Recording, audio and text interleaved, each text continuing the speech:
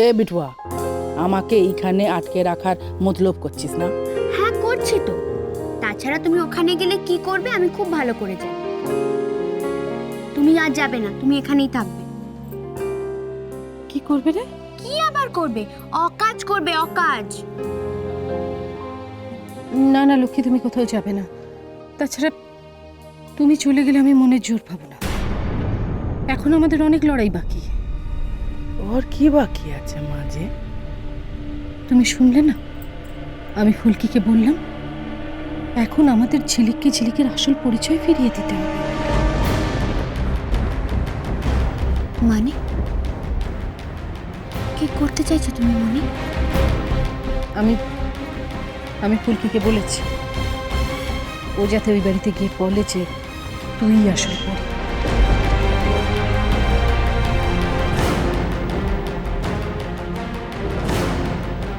কি বাড়িতে এই কথা বলবে?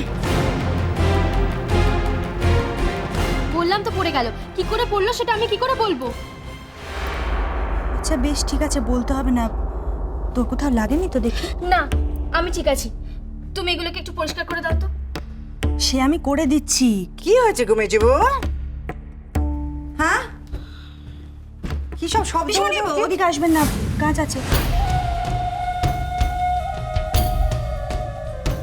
মা গো মা, কি করে হলো গো? শুনি ওই হাত থেকে গ্লাস পড়ে ভেঙে গেছে। ও আমি পরিষ্কার করে দিচ্ছি, এখানে পরিষ্কার করে দিচ্ছি। পরিষ্কার করে দাও, পরিষ্কার করে দাও। বাবারি বাবারি,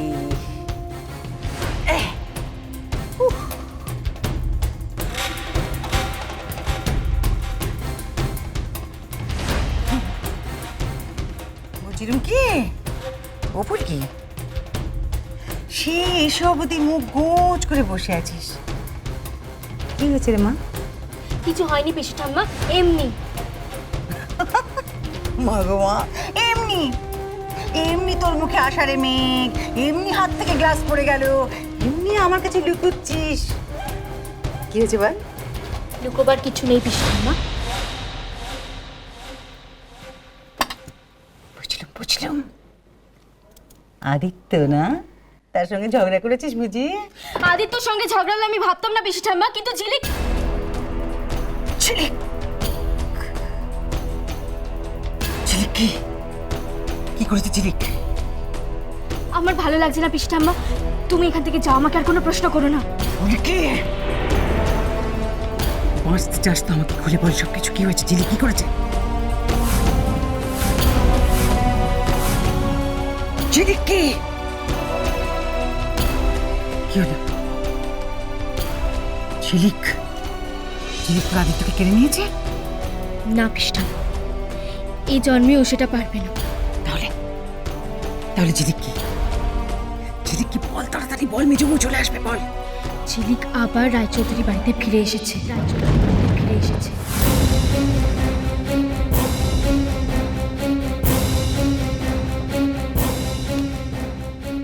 কি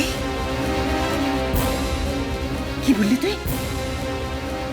কবে? আজকে। পিসিমণি, পিসিমণি এদিকটা সরে আসুন, আমি একটু ওখানটা পরিষ্কার করে দিই। ও পরিষ্কার করবে না মেজবু?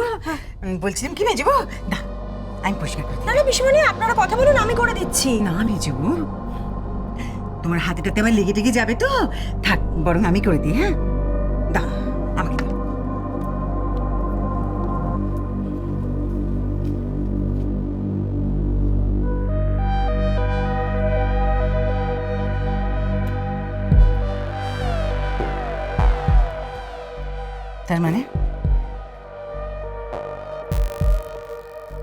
তার মানে হলো গিয়ে যে তোর বড়া ভাতে ছাই।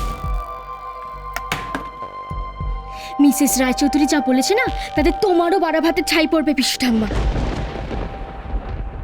উনি বলেছেন এই বাড়ির সবার সামনে বলতে হবে যে ঝিলিকই আসল পরী।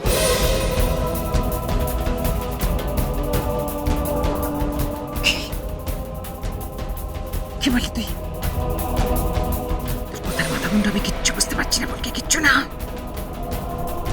বড়া ভাতে ছাই নয়, মাথায় বজ্রাঘাত। সেদিন তুই এবারে মেয়ে হলি, আর আজই তোকে এরকম বললে। বল বল কি হয়েছে, খুলে বল আমাকে।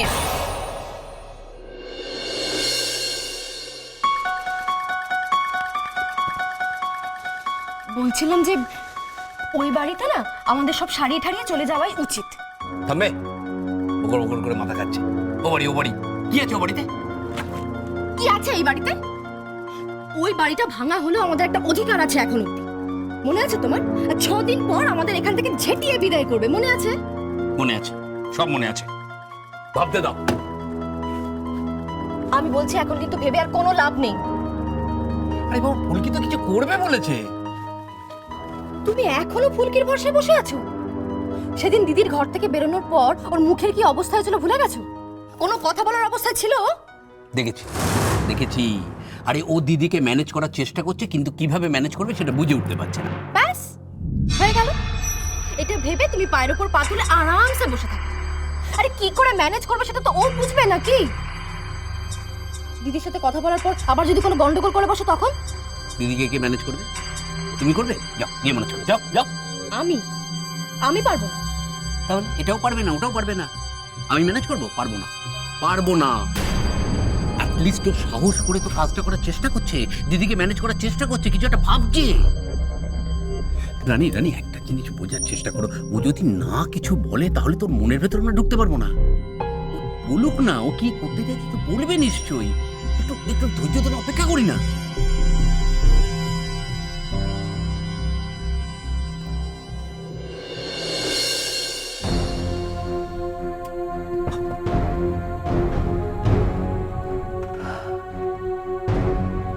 মা গো মা, এই যে দেখি একেবারে বায়োস্কোপের মতন ঘটনা রে ফুলকি। তুই কি করবি? তুই কি মেজবুকে সত্যি বলে দিবি নাকি যে? সেটাই তো ভাবছি কি করা যায়।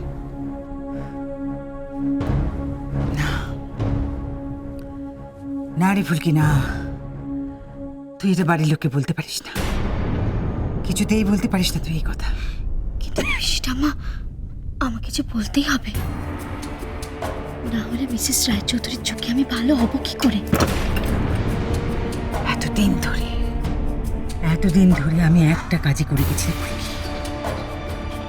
পুরী যাতে তার আসল পরিচয় না পায় তার চেষ্টা করে গেছি, সেই ব্যবস্থা করে গেছি। তার জন্য সব রকম সাহায্য করেছি আমি তোকে করিনি বা, এমনকি এই বাড়ির মেয়ে হতেও সাহায্য, যাতে এই বাড়ির লোকের মন থেকে ওই পরিণামটা মুছে যায়, চিরতরে মুছে যায়। আমার দীপু সেই জাতি ওর আসল পরিচয়টা না দিয়ে দেয়, তার জন্য ওকে মাথায় হাত দিয়ে আমি দিব্যি করিয়ে চুপ করিয়ে রেখেছি। আর তুই এই কথা কিছুতেই বলতে পারিস না ফুলকি। আমার সমস্ত চেষ্টায় তুই কিছুতেই জল ঢেলে দিতে পারিস না, কিছুতেই না। তুই যদি সত্যিটা বলিস তাহলে দীপুও সত্যি বলবে, আর তাহলে ঝিলিক পরি হয়ে যাবে। তার আগে যেন আমার মৃত্যু হয় রে ফুলকি, তার আগে যেন আমার ঠাম্মা আমাকে যে বলতেই হবে, না হলে আমি আমার চাকরি ফেরত পাবো না, আদিত্যর কাছেও যেতে পারবো না। ঝিলিক পড়ি এই কথাটা না বললে আমি মিসেস আদিত্য রায়চৌধুরী হতে পারবো না। আমি তো এই বাড়ির মেয়ে হতে চেয়েছিলাম, ওই বাড়ির বউ হবো বলেই। তার মানে তুই এই বাড়ির লোককে বলবি যে ঝিলিক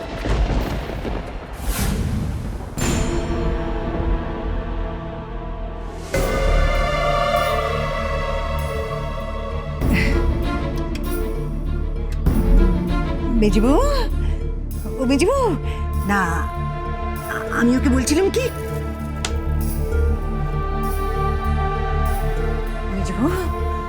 মেজবু আমি বলছিলাম কি যে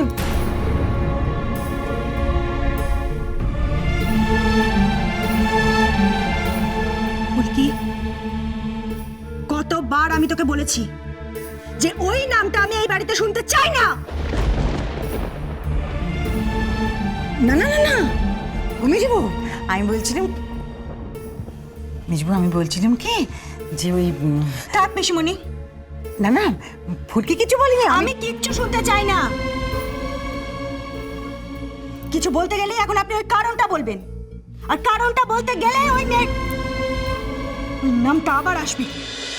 তোমায়